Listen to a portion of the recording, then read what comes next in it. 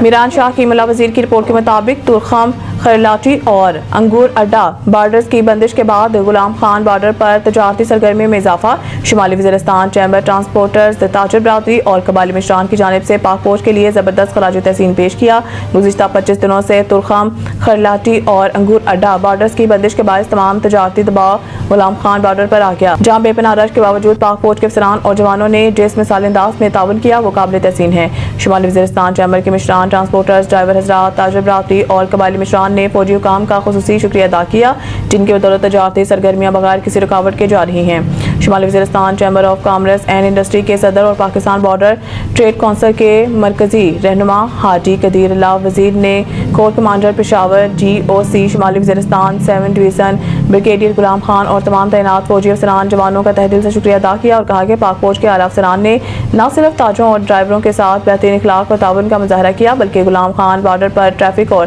تجارتی سرگرمیوں کو منظم رکھنے میں بھی کلیدی کردار ادا کیا۔ ان کے اس مثالی کردار کی بدولت تاجر اور ٹرانسپورٹرز مطمئن اور خوش ہیں اور کاروباری سرگرمیاں بغیر کسی رکاوٹ کے جاری ہیں۔ حاجی قدیر اللہ وزیر نے مزید کہا ہے کہ شمالی وزیرستان کے تاجر برادری، قبائلی مشران اور ٹرانسپورٹرز پاک فوج کے بے لوث خدمات کو قدر کی نگاہ سے دیکھتے ہیں اور امید رکھتے ہیں کہ فوج کے تعاون سے غلام خان بارڈر کو مزید ترقی دی جائے گی۔